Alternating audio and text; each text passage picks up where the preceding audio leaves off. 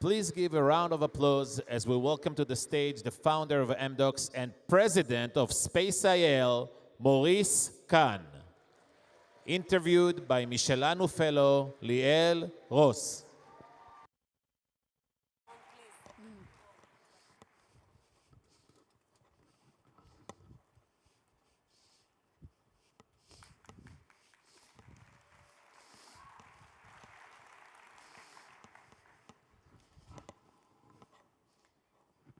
Good evening, everyone. Good evening, Morris. It's great to be with you tonight. I know that you came to Israel as a young immigrant at the age of 26, starting a new life for your young family. Today, sitting here, you represent the ultimate Israeli success story. What would you say are some things that made this journey from an immigrant to an Israeli role model possible? Actually, I've done many things in Israel, but actually the thing I'm most proud of is the project that you've just seen, the project Space IL, to put a spacecraft on the moon.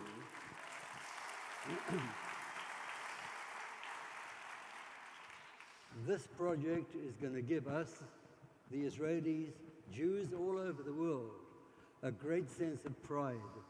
We're going to put the Israeli flag together on the moon, together with Russia, the United States, and China. I think that every Jew in the world will be proud.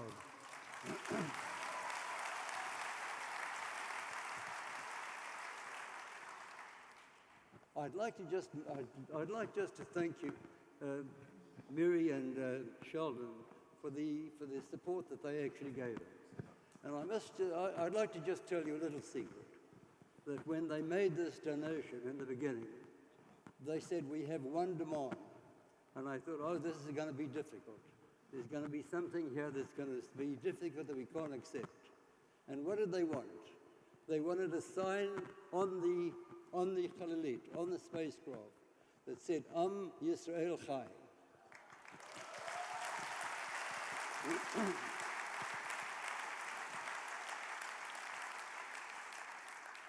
And this did two things. It gave me a sense of pride to actually be involved with them on a project like this. And it told me where their heart really is. It's with Israel. And I'm really proud of them, and I thank them.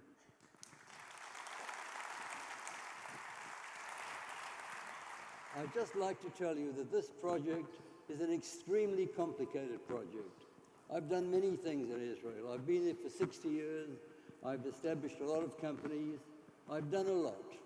But the most complicated project that I've ever been involved in, and the most challenging project, is this project of putting a spacecraft on the moon. You've got to remember that the other countries that have done it have got big industries. They've got rockets. They've spent tens of millions of dollars, hundreds of millions of dollars. And we have done it with a small group of people. This was a competition of Google, of which there were 23 competitors. And of the 23 competitors, we are the only ones who are in the running and are going to do it.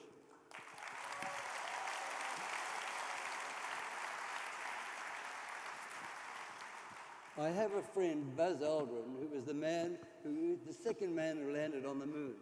By the way, when he was asked why he was the second man on the moon, he said because Neil Armstrong was closer to the door.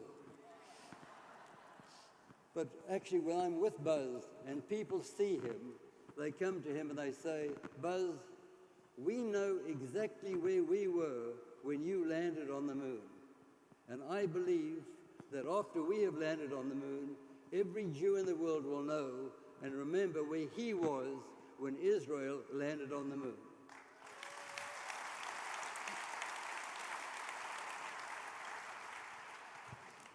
So I think it's fitting that we're meeting today in the state of Florida, where the spacecraft will be launched. Being such a devoted Zionist and a passionate entrepreneur, what does the IL in Space IL mean to you, and how does it affect Israel's image worldwide? Part of what the effect will be in Israel I've just explained. I think that it's going to give us a great sense of pride. But I think one of the things that you wanted to ask me is what I do and what I did. And I tell you, when I came to Israel, when I came to Israel, actually, I really wanted to take it easy. I wanted to retire. But there was a tremendous amount to do. When I came to Israel, actually, there was a tremendous amount of immigration. There wasn't employment for these people in Israel. And the first thing I did was a small thing. I set up a glove factory, and we cut leather in Tel Aviv, and I gave sewing machines to women who lived in the outlying development areas. And they would then sew these gloves, we'd bring them back to Tel Aviv, and we would export them. And in this way, we enabled these new immigrants to actually provide a living for their families in the villages. I then put up a bicycle factory together with Kibbutz Sorah. And so it began. And the rest of the time that I spent in Israel was actually creating industries that provided employment, created dollars, earnings, and did something for the country. And I have a deep sense of pride in what I've done.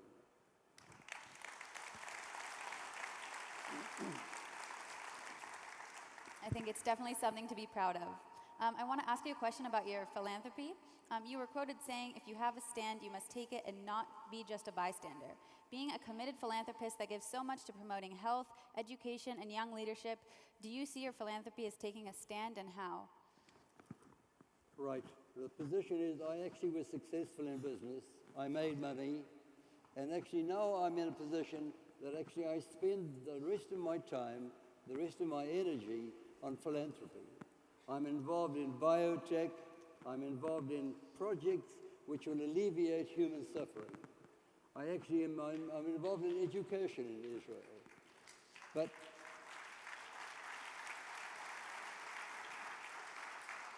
But I'd like just to mention two projects that I'm involved in, which really involve Israel, but are actually not in Israel.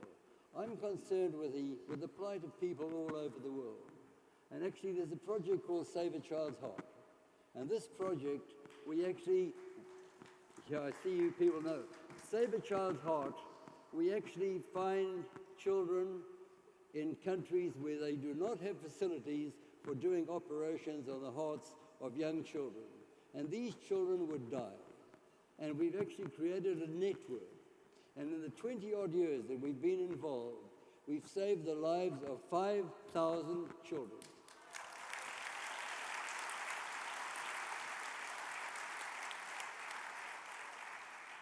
Now, we got an award from the United Nations, and I think we all know that Israel is not very popular with the United Nations.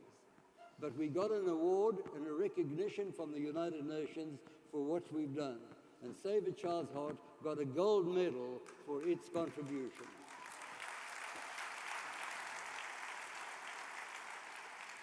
And just another little story. When I turned 80, I decided to give myself a present. And the present I gave myself was to actually take a group of volunteers and ophthalmic surgeons, and I went to a little place called Jinka in the middle of Africa. It's actually in Ethiopia. And these people suffer from blindness.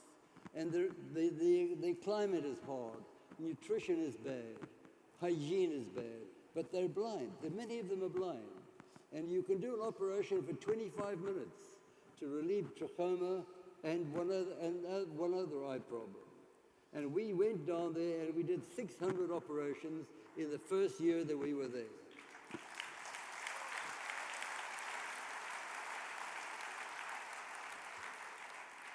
Now, that was when I was 80, and I've been there every year since.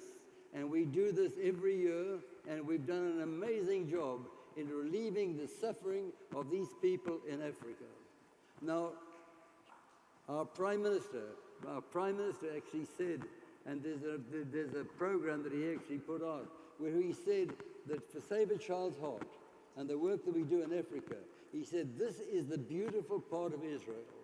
And this is something that we can be proud of. And I tell you all, we really can be proud of what we do for those who are less fortunate than we are.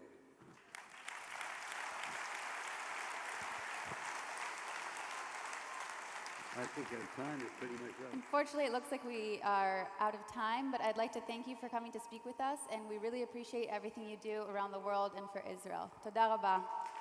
Thank you. Thank you all very much. Thank you. Thank you. Thank you.